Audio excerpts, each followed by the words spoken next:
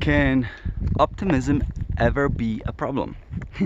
This is going to be discussing in this video. Plus we're going to mention a variety of different benefits of being optimistic. My name is Dr. Mikola Rashik of Neurogenomics. And first, we probably should define what is optimism. And optimism is your belief that your future expectations will be positive. Basically, in other words, you expect good things to happen to you.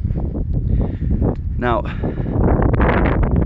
interesting fact is that optimism and pessimism on its spectrum, scientifically, it's still not fully understood whether that's a bipolar singular dimension or whether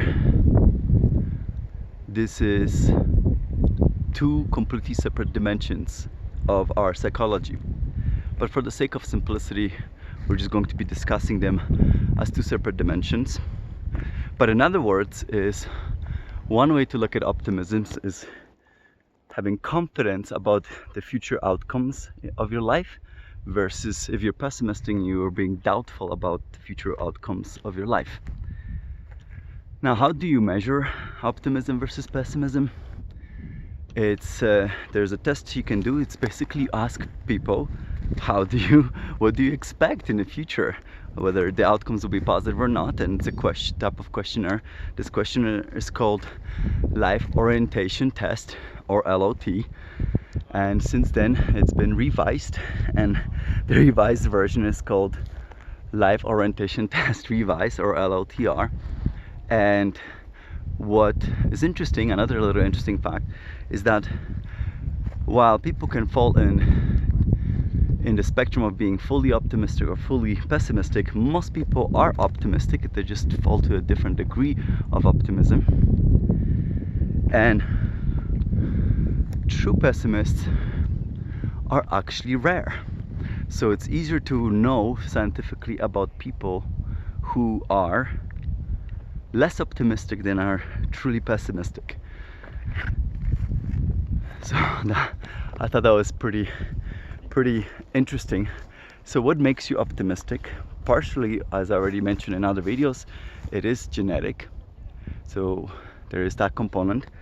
But another part stems from your childhood, and more specifically, it stems from the type of resources that were available to you as a child, including parental warmth. So that also increases the likelihood of you being optimistic later in the future. And of course, my personal interest in why I'm making these videos is the fact that you can train optimism as well. So you can train your psychology. So when you look at optimistic versus pessimistic people, optimistic people tend to be better equipped with coping with adversity or difficult situations in life, and we're going to be talking about coping mechanisms in a moment. And basically also they are more proactive in how they face adversity. So in other words, it's interestingly enough, those who expect good things to happen to them also make sure that take steps that these good things do indeed happen to them. So as a consequence, optimistic people are more likely to be proactive, taking steps to, for example, protect their well-being, to protect their health, to protect their lifestyle.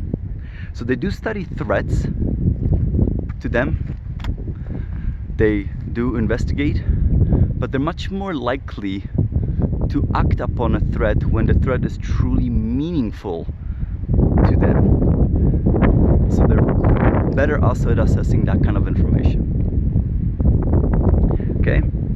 They're also, as a consequence, optimistic people are better at relationships.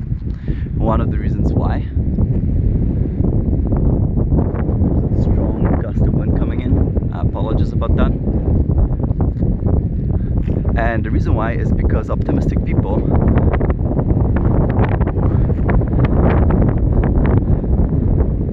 optimistic people tend to see their partners as more supportive in their relationship as well.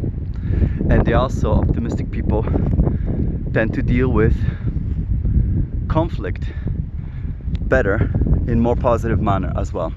So you can see there's many different positive outcomes to being optimistic. Now, optimism has been predominantly studied in science in relation to medical situations, especially dealing with health crises. So examples of that is something like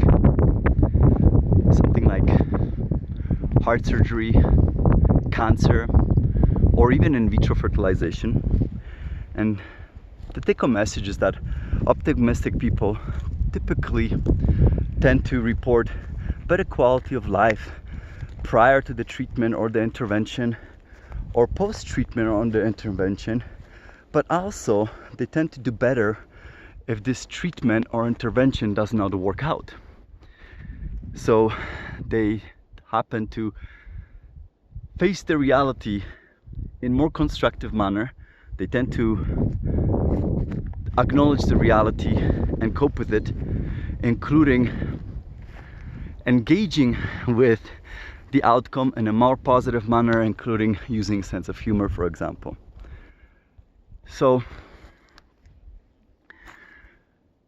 another aspect that is of particular interest of me is, what about optimism and immune system?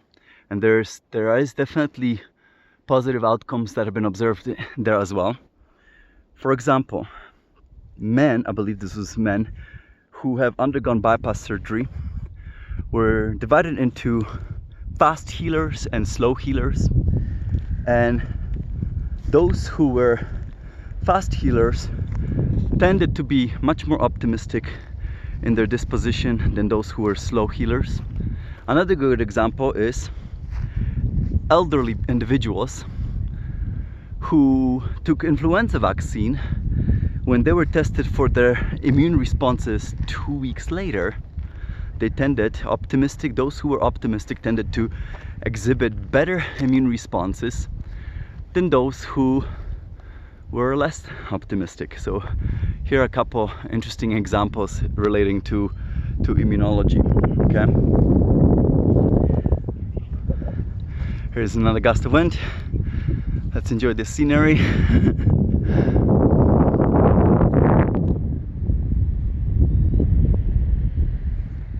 Look at that beautiful glacial lake right behind me. The glacial lakes in Canadian Rockies have these incredible colors, and right behind me is a Crowfoot Glacier. So now, what about coping mechanisms? There's different types of coping strategies. So there's the engagement coping, and engagement coping, also known as approach coping, means you face head-on the difficult situation and you deal with it through action or emotionally. And the opposite of that is disengagement coping, where you avoid the stressor situation, dealing with the stressor situation, including whether through action or emotion. Now, if you're engaged in engagement coping, then you can also characterize that into problem-solving coping. That's basically when you deal with a specific stressor in some active manner to mitigate its impact, or emotional coping, which basically means you try to soothe the emotional impact of the negative stressor that has occurred to you. And the optimistic people tend to primarily use engagement coping mechanism. And if they're dealing with situation where the stressor, where the activity is a situation that they can control, then they engage problem-solving coping mechanism. So for example, this would be preparation for an exam or something like that. And they tend to use more of emotional coping mechanisms if the stressful situation is beyond control. An example of that is dealing with trauma.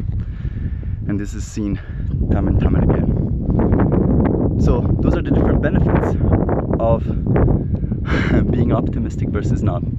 Alright, so that brings me to the question that I posed at the beginning of the video. 1 second, we got another strong gust of wind.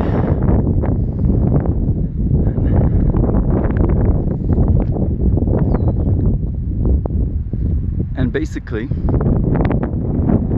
the answer is yeah, there is a situation where being optimistic might not be good for you. And I wonder if you could think of one.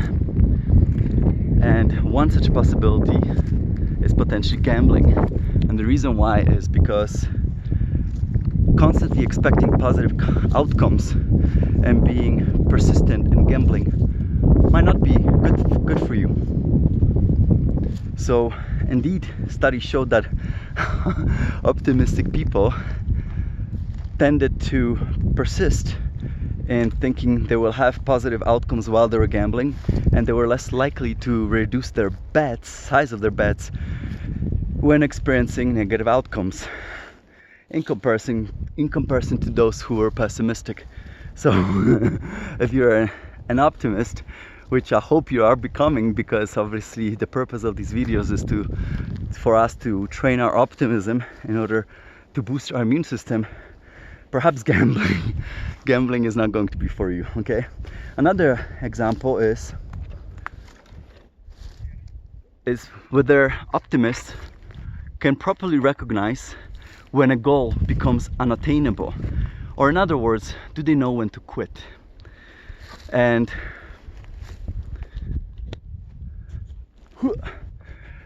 there are studies showing that while unattainable goals for optimistic people, they might have a similar difficulty of disengaging in comparison to pessimistic people. So that might be true. However, if they have alternative goals they can switch to, they would be more likely to switch to such goals than non-optimistic people. So with that regard, they're still doing well. So take-home message is stay away from gambling. All right. Okay, if you're still with me, I wanted to also remind you that optimism can be trained, and that's really what I'm going after with these videos.